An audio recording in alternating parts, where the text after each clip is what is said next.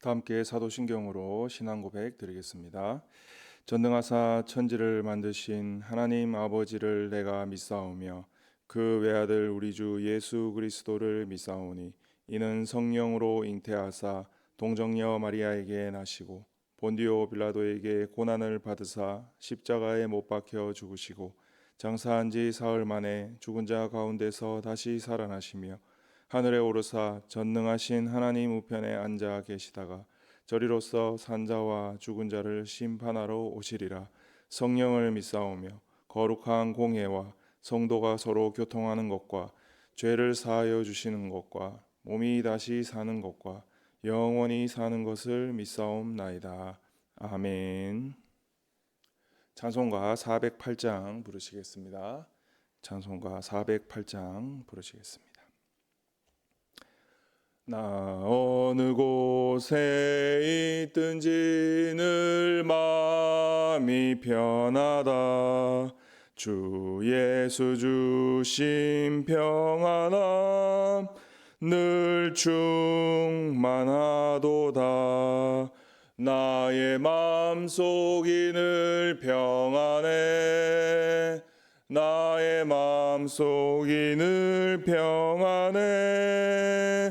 악한 죄 파도가 많으나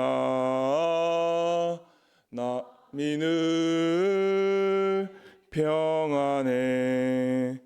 내 맘에 솟는 영생수 한없이 흐르니 목마름 다시 없으며 늘 평안하도다.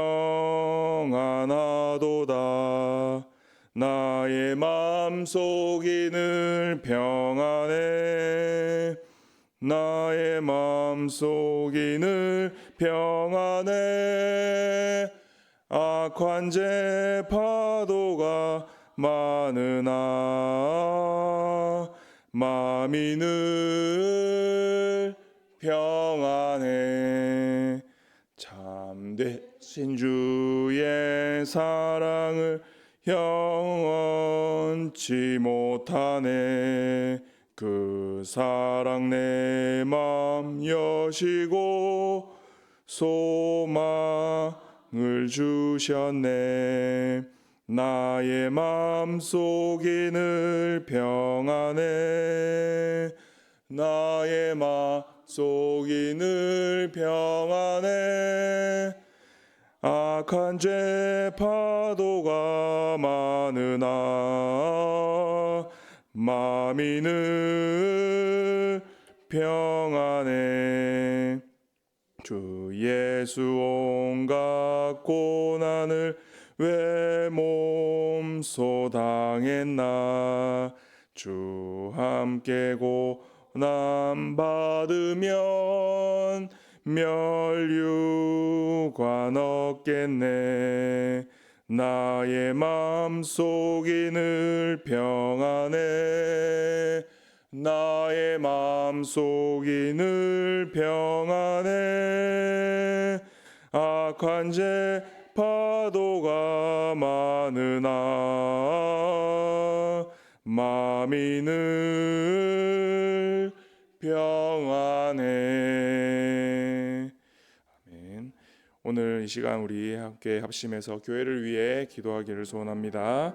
우리 성원교회 성도들 가정에 복을 더해 주시고 또 가족들에게 건강과 믿음과 형통의 복을 주옵소서 기도해 주시고 또 10개 마을 28개 사랑방에 부흥을 주시고 또 사랑방 모임이 축제의 시간이 되게 하옵소서 기도하시고 또 오늘도 이 자리에 나온 우리 모든 성도님들의 기도에 또 응답해 주시기를 이 시간 주여 한번 부르짖고 기도하겠습니다. 주여.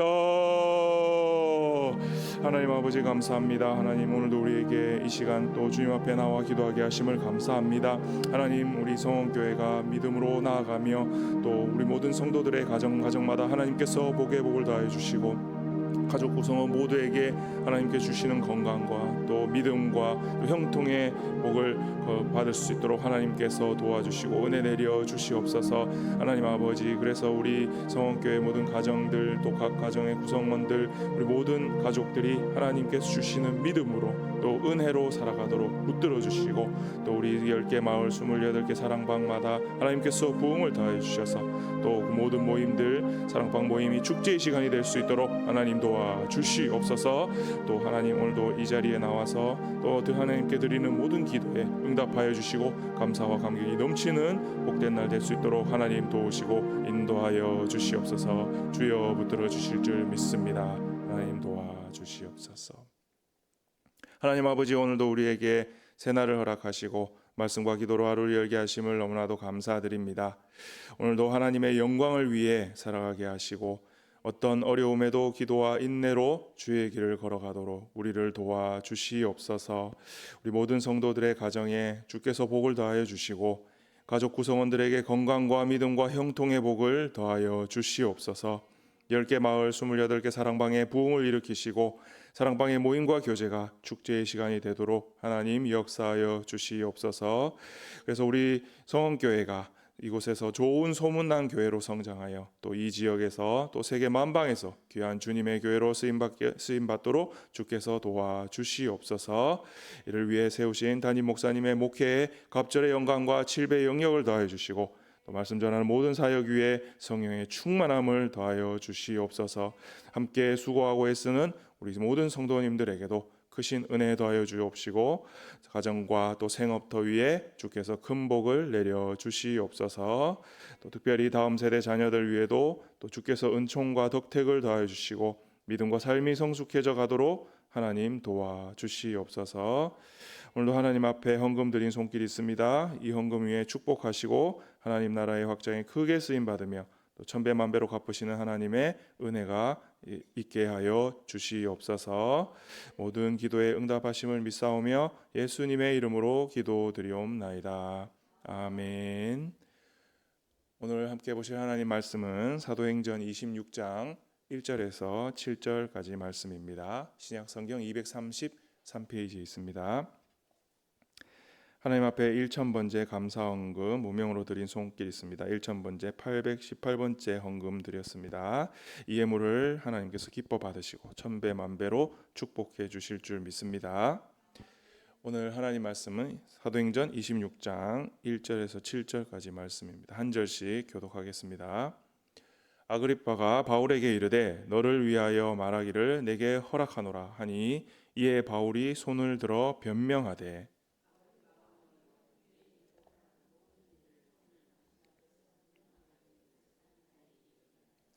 특히 당신이 유대인의 모든 풍속과 문제를 아심이니이다. 그러므로 내 말을 너그러이 들으시기를 바라나이다.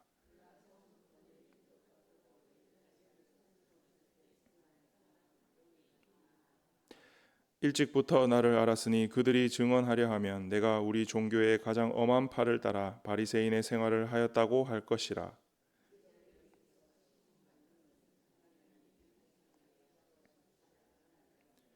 같이 보겠습니다. 이 약속은 우리 12지파가 밤낮으로 간절히 하나님을 받들어 섬김으로 얻기를 바라는 바인데 아그리빠 왕이여 이 소망으로 말미암아 내가 유대인들에게 고소를 당하는 것이니이다. 아멘. 할렐루야. 오늘 새벽에도 기도하러 나오신 우리 모든 성도님들에게 하나님의 은혜와 평강이 가득한 시간 되시기를 소망합니다. 오늘은 사도행전 26장 말씀을 잠시 살펴보면서 말씀의 은혜와 기도의 제목을 얻고자 합니다. 흔히 우리가 다행이다라는 말을 많이 쓸 때가 있습니다. 언제 많이 쓰냐면은 어려운 일을 만난다거나 또 위험한 일이나 또 위급한 일, 이런 일들이 발생하지 않았거나 혹은 잘 넘어갔을 때 이런 말을 가장 많이 쓰게 됩니다. 우리 경상도 말로서는 큰일 날 뻔했다, 참 다행이다, 이렇게도 사용을 하는데 오늘 본문을 보니까 바울이 이 자신이 맞은 이 상황 앞에서 참 다행스럽다라는 이런 표현을 쓰게 되는데 이런 표현이 왜 그 상황에서 바울이 맞다고 쓰게 된 건지 오늘 말씀 속에서 그 이유를 한번 찾아보도록 하겠습니다. 본 26장의 말씀을 보면은 이제 바울이 로마로 압송되기 전에 그가 최후 변증을 하고 있는 말씀이 실려 있는 장입니다. 바울은 이제 유대인들의 이 고소와 또 죽이려는 이 관계로 인해서 이렇게 지금 잡혀와서 유대 총독 베스도와 또 헤롯 아그리빠 왕, 또 그리고 버니게, 그리고 고관들 앞에 서게 되었습니다. 아그리빠 왕은 헤롯 왕인데 베스도를 문안하러 왔다가 이 바울이란 자의 소식을 듣게 되었습니다. 그래서 베스도는 아그리빠 왕에게 바울이 죽을 만한 죄가 없는데 이렇게 잡혀왔고, 또 그가 로마 황제에게 상소한 사실로 인해서 죄목이 있어야 되는데 죄목이 없다라고 하면서 매우 답답한 마음을 토로했습니다. 그들에게 있어서는 매우 역설적인 상황입니다. 유대인들은 그들의 선동에 의해서 바울을 처단해 달라고 하고 있고, 그를 붙잡고 있는 고관들은 바울이란 자를 이제 어찌해야 될까라고 고민을 하고 있는 것이지요. 이 상황을 보니까 이 고관들의 모습은 그 바울 앞에서 굉장히 위험 있는 모습으로 와서 이렇게 바울에게 묻고 있는 것입니다. 오늘 보니까 그 고관들 중에서 이 아그리빠 왕이, 헤롯 왕이죠. 이 왕이 이 바울에게 제일 먼저 이렇게 말할 기회를 주게 됩니다. 1절에 보니까 아그리빠가 바울에게 이르되 너를 위하여 말하기를 내게 허락하노라 하니, 이에 바울이 이렇게 손을 들고 변명을 하되라고 기록이 되어 있습니다. 여기 보면은 바울이 변명하다라고 나와 있는데, 이 말을 영어 성경에서 살펴보니까 디펜스라는 단어죠. 자기를 변호하다, 변론하다, 방어할 목적으로 이야기하다라는 뜻이 있습니다. 바울은 그러니까 변론할 수 있는 기회를 그들 앞에서 얻은 것입니다. 유대인들의 고소로 죽게 될, 사실은 죽을 지경에 처했는데 변론을 잘한다면 거기서 풀려날 기회를 얻었다고 볼 수가 있는 것입니다. 그러니까 이 기회를 통해서 바울은 말만 잘하면 그대로 풀려나게 되는 겁니다. 그가 로마 황제에게까지 상소했다 했는데 그가 죄목이 없고 또 그의 주장을 들었을 때 황제에게까지 갈 필요가 없다면 이 자리에서 풀어주게 되면 그만인 것입니다. 더구나 바울은 로마 시민권자였기 때문에 유리한 점이 그가 많았으므로 또 함부로 그를 대하지도 못했기 때문에 유리한 점이 매우 많은 사람이 바로 바울이었습니다.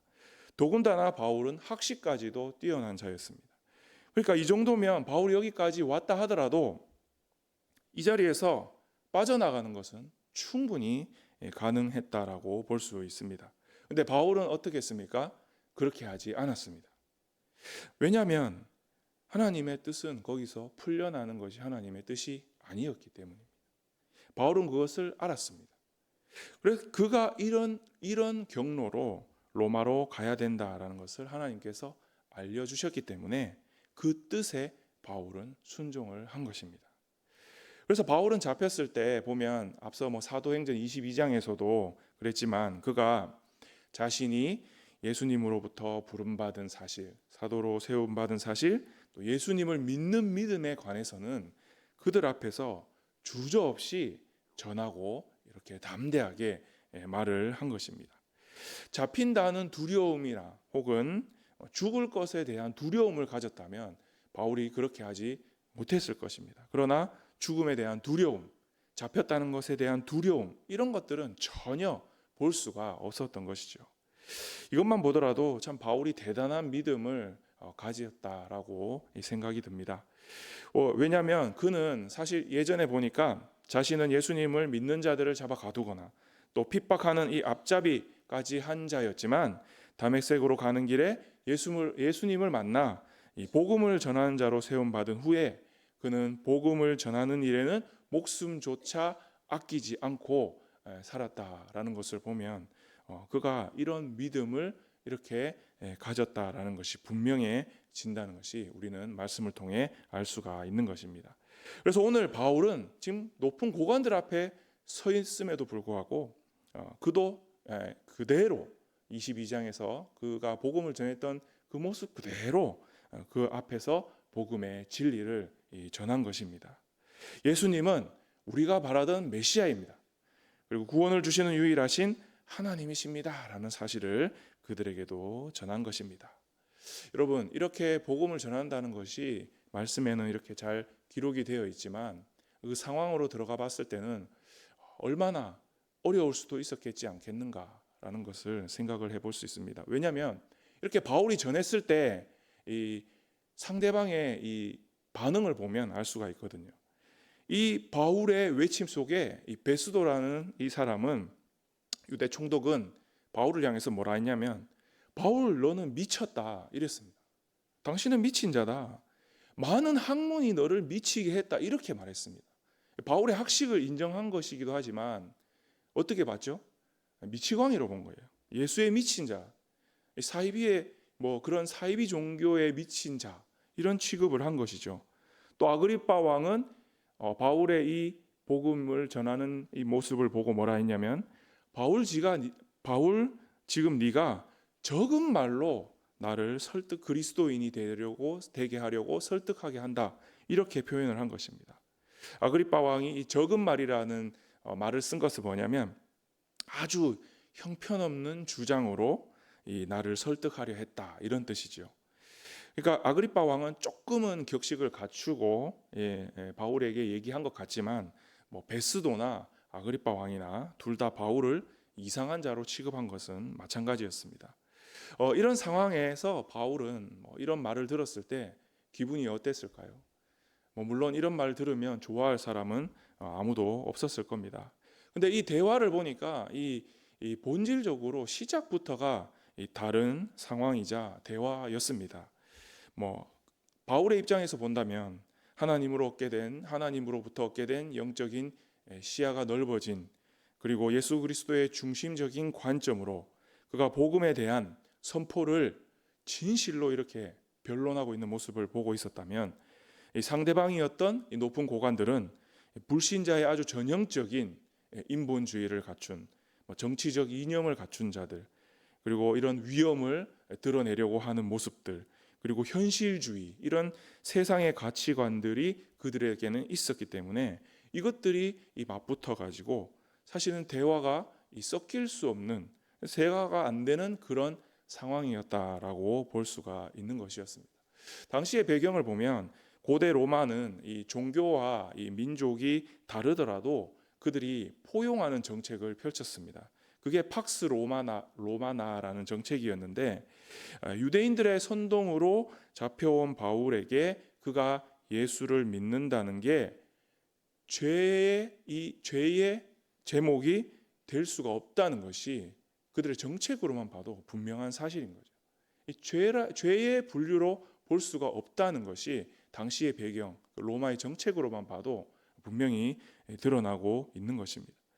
그래서 사입이든 이단이든 종교를 믿는다는 것, 이게 죽을 제목이 될 수 없다는 것도 당연한 사실이었습니다. 어쨌든 바울은 죽을 죄를 지은 것은 아니었고, 고관들을 이렇게 만나게 된 것도 자신에게는 충분히 유리하게 변명해서 풀려날 수 있는 유리하게 다가온 상황이었음에도 불구하고 바울은 그 기회를 이렇게 풀려날 기회로 본 것이 아니라 무엇으로 봤냐면, 복음을 전할 수 있는 그야말로 절호의 찬스라고 본 것이 바로 바울의 생각이었다는 사실입니다. 바울은 이전까지도 수많은 전도 여행을 하면서 많은 사람을 만났습니다. 또 많은 이들을 만나 복음을 전하고 교회를 세웠습니다. 그러나 지금 자신 앞에 있는 자들을 보니까 이전에 만난 자들과는 상황이 비교적 상황이 달라 보이는 이런 사람들을 만났지만, 바울은 그가 전도 여행을 하는 것과 똑같이 이 고관들 앞에서도 그들을 전도 대상자로 삼았다는 사실, 이 놀라운 사실을 우리는 말씀을 통해 발견할 수가 있는 것입니다. 그들의 위치나 이 왕, 그리고 유대 총독, 이런 자들, 그들의 위엄이 있을 것이고 그들 권위가 있었기 때문에 이 사람들 앞에서 복음을 전하기가 어려웠다는 것이 아니라, 오히려 바울은 어떻게 이런 기회가 나에게 찾아왔지? 라고 생각을 바꾸고 그들에게 복음을 전한 것입니다. 더구나 바울의 모습을 보십시오. 예전처럼 뭐 학식이 뛰어나고 자기가 갖춘 게 있었다고 했을 때 예전의 모습이었다면 아마 겉으로만 봐서도 아마 굉장히 바울도 위험이 있었을 것입니다. 근데 지금의 모습은 복음을 전하는 나그네의 모습, 그야말로 뭐 어떻게 형편없는 모습에 비춰졌음에도 불구하고 바울은 이렇게 이들을 만날 수 있는 기회가 생겼다는 것은 자신이 희박한 확률이었을 텐데 도리어 잡혀왔기 때문에 이런 기회가 생긴 것이다 라고도 이렇게 바울은 생각을 한 것입니다.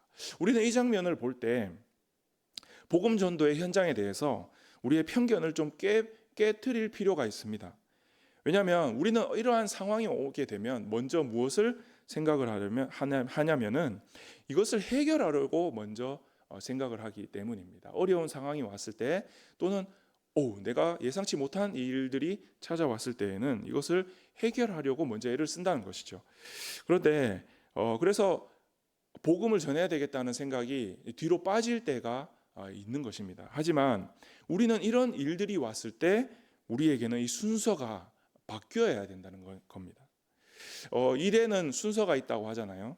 그러니까 우리 그리스도인들에게 어떠한 일을 만났을 때 그 순서가 제일 먼저 뭐여야 되냐면은 바로 복음을 이 자리에서 어떻게 해서든 전해야 된다. 이게 최우선 순위가 되어야 된다는 것이죠. 제가 아주 오래전에 타이타닉이라는 영화를 본 적이 있습니다.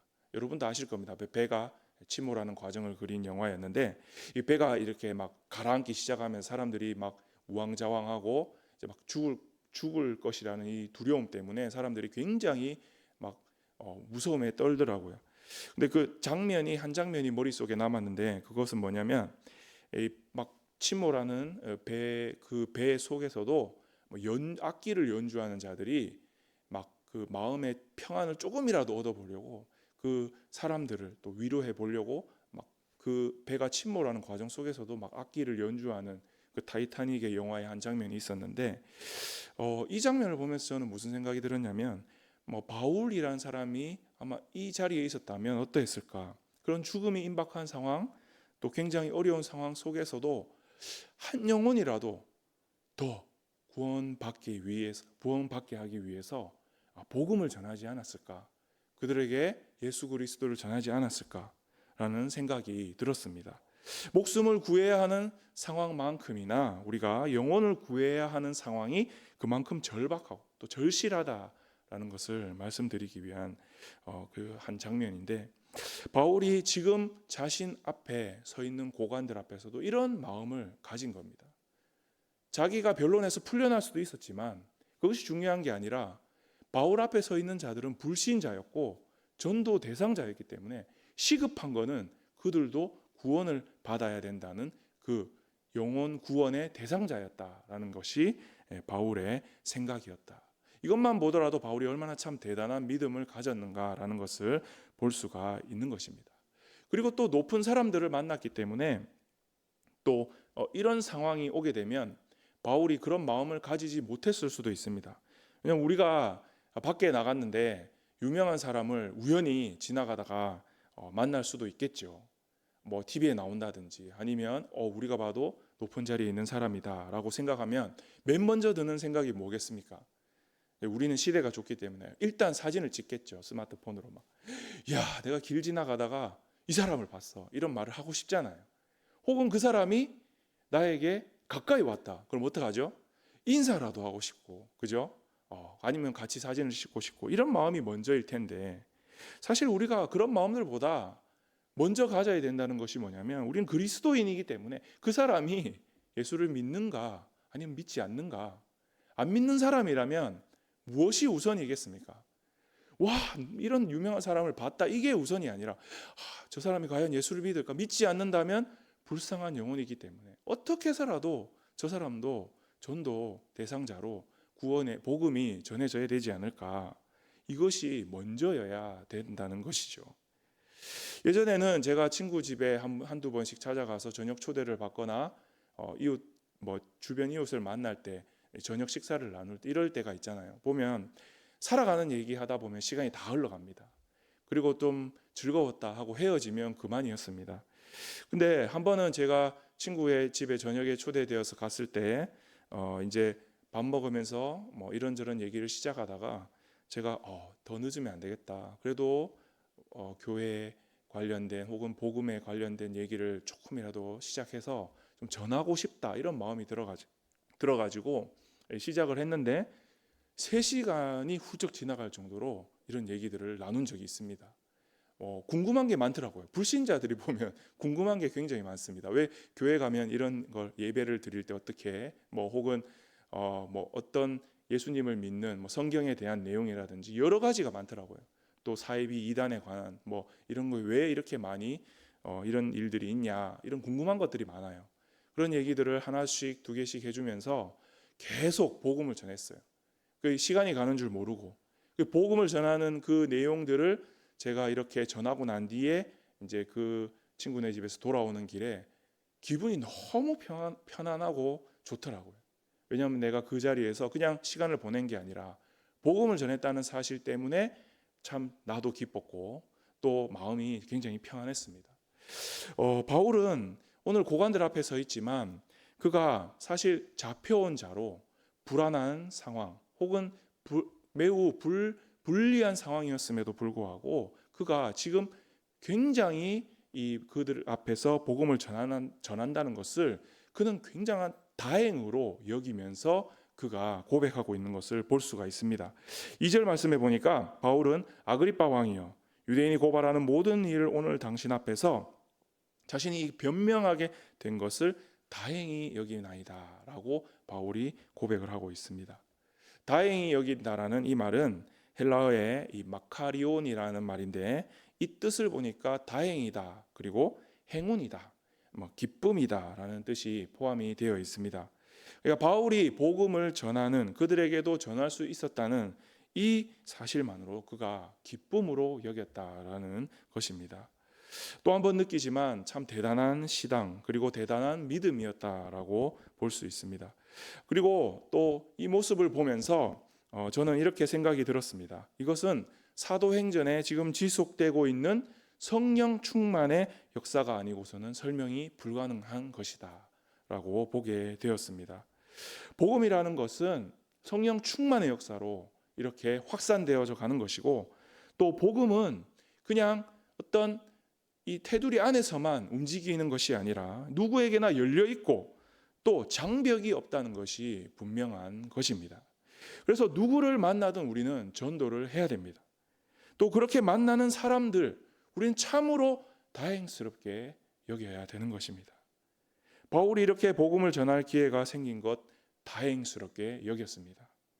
바울이 고관들 앞에서 이 복음을 전하는 이 모습을 보면 우리는 복음에 이 장벽이 없다는 것은 또 물론이고 복음 전파가 이렇게 참으로 다행스러운 일이다라는 것을 우리는 다시 한 번 더 살펴볼 수가 있는 겁니다. 그러니까 우리 삶에 있었던 어떤 패러다임들을 다 깨뜨릴 필요가 있습니다. 우리에게 참으로 다행스러운 일은 뭐냐? 복음을 전한다는 것이 그리고 예배드리는 것, 예수를 믿는 것, 또 봉사하는 것, 교회를 위해 하는 모든 일들이 우리는 참으로 다행스러운 일이다. 지금 이 자리에 앉아 있는 여러분들 새벽기도 드리러 나왔잖아요. 이것도 다행스러운 일이다. 왜? 우리가 예수를 믿기 때문에 할 수 있는 모든 일들이 얼마나 다행스럽고 기쁜 일인가. 이것은 우리의 삶의 우선순위이자 최고로 중요한 일이다라는 사실 기억하시기 바랍니다. 그래서 복음이 우리가 안 들어갈 것 같은데 이게 과연 지금 이 상황에서 가능할까라는 생각이 들 수도 있어요. 그런 것들은 다 지워버려야 됩니다. 부정적인 생각이 들게 하는 것은 마귀가 주는 생각입니다. 어떤 일을 하는데 자꾸만 안 될 것 같다. 이거는 다 지워버려야 됩니다. 그것은 우리의 편견이고 선입견이고 부정적인 마음에서 나온 것이기 때문에 그것은 지워버리고 그런 마음이 들었다면 회개하고 하나님의 능력을 믿어야 되는 것이 우선인 줄 믿으시기 바랍니다. 그래서 우리는 어디든 그리스도의 제자로 세움받았고 또 어디를 가든 복음을 전하는 복음 전파자로 또 하나님이 사용하시는 귀한 그릇으로 살아야 함이 가장 먼저이고 또 마땅한 사실이다라는 것을 우리 모든 성도님들 믿으시기 바랍니다. 하루에도 시작해서 일어나서 움직이다 보면 제가 예전에 그런 생각을 할 때가 있거든요. 내 손을 거쳐가는 것들이 얼마나 있을까?